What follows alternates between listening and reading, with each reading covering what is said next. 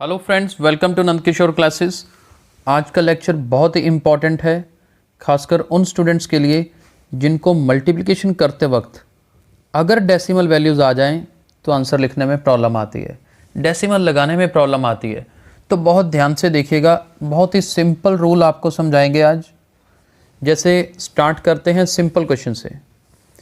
0.2 multiplied by 3। अब देखो, एक बार तो डेसिमल्स को भूल जाओ, 3 को 2 से मल्टीप्लाई करो और क्या लिख लो 6। पहला काम तो इतना ही करना है, डेसिमल को भूल जाओ। मल्टीप्लाई करके लिख लिया। अब काउंटिंग करिए। जैसे यहाँ पर एक टर्म है, डेसिमल के बाद कितने डिजिट्स आते हैं?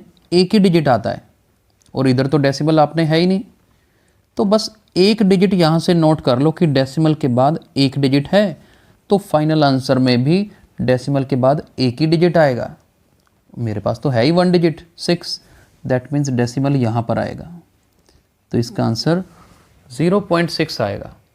ठीक है, अभी और करेंगे, रूल्स बहुत अच्छे से क्लियर होंगे। अभी तक हमने एक पढ़ा कि यहाँ पर सिंगल डिजिट था डेसिमल के बाद, तो फाइनल आंसर में भी सिंगल डिजिट ही आएगा। सेकंड पार्ट देखो। पहले तो मैंने कहा कि डेसिमल्स को भूल जाओ, 3 को 2 से मल्टीप्लाई करोगे 6 लिख लो। अब देखो, डेसिमल के बाद एक डिजिट यहाँ पर है, डेसिमल के बाद एक डिजिट यहाँ पर है, तो एक डिजिट इधर वाला, एक डिजिट इधर वाला, टोटल मेरे पास 2 डिजिट्स हो गए। जब टोटल 2 डिजिट्स हो गए हैं ना, तो दैट मीन्स मेरा जो फाइनल आंसर है उसमें डेसिमल के बाद 2 डिजिट्स आएंगे। लेकिन यहाँ तो एक ही है 6, तो स्पेशली आपको इसके आगे एक ज़ीरो लगाना पड़ेगा, फिर डेसिमल लगाओगे। समझ आया कि डेसिमल के बाद 2 डिजिट बना दिए। क्यों बनाए? एक डिजिट इधर इसके लिए, एक इसका, टोटल 2 डिजिट्स हो गए जो डेसिमल के बाद आने हैं। अब ऐसे यहाँ देखो, 2 को 1 से मल्टीप्लाई कर लो, 2 तो आएगा ही, ठीक है ना। लेकिन अब डेसिमल कहाँ लगाना है? यहाँ डेसिमल के बाद 2 डिजिट है, यहाँ डेसिमल के बाद 1 है, तो 2 + 1 2 + 1 3 बन गए। तो फाइनल आंसर में डेसिमल के बाद 3 डिजिट्स आएंगे। हमारे पास एक 2 है, कोई दिक्कत नहीं है, 2 जीरो और लगा दो, फिर डेसिमल यहाँ पर, तो देखो डेसिमल के बाद 3 डिजिट बना दिए, यही फाइनल आंसर है। बड़े आराम से समझ आता है, कोई ऐसी बात नहीं है। यहाँ डेसिमल एक बार भूल जाओ, 31 को 3 से मल्टीप्लाई कर लो, 31 को 3 से मल्टीप्लाई करेंगे तो 93 आएगा। तो चलिए 93 लिख लेते हैं। अब डेसिमल कहाँ लगे?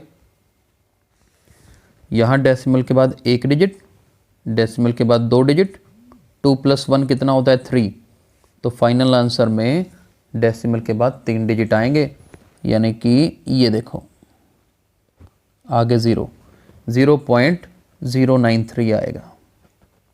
आई होप अब आपको कंसेप्ट समझ आ चुका है। स्पीड बढ़ा सकते हैं। डेसिमल भूल जाओ, 16 4 32, सॉरी 64, राइट। तो 16 4 64, डेसिमल कहाँ लगेगा? अब देखो जी, डेसिमल के बाद तो एक ही डिजिट है, तो चलिए ठीक है, फिर एक डिजिट आएगा तो यहाँ लगा देते हैं, 6.4 आंसर, राइट। आगे देखते हैं। 101 को 3 से मल्टीप्लाई कर लो, पहले डेसिमल्स भूल जाओ, तो ये तो बनेगा 303। बात तो ये है कि डेसिमल कहाँ लगाना है।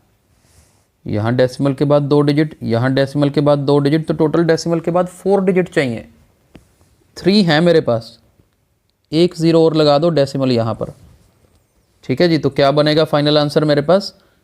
0.0303। अब आगे वाला करके देखें।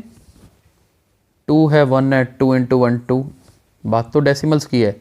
इधर डेसिमल के बाद 3 डिजिट्स हैं, इधर भी 3 हैं, टोटल 6 डिजिट्स चाहिए। अब मेरे पास तो एक 2 ही है, 5 जीरो लगाओ, 1 2 3 4 5, तो यहाँ डेसिमल। अब आगे जीरो लगा लीजिएगा, पॉइंट के बाद 5 जीरो आएंगी, फिर 2 आएगा, राइट।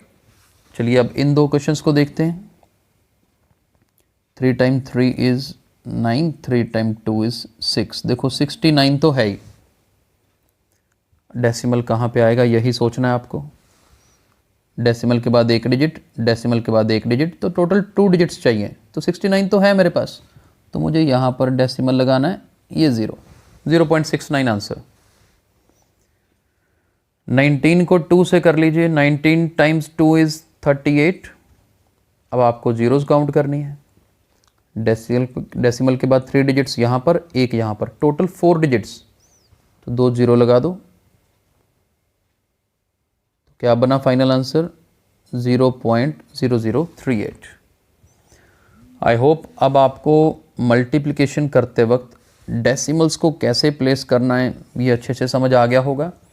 अगर आपको आज का वीडियो पसंद आया है तो इसे लाइक और शेयर ज़रूर करिएगा। Thank you so much.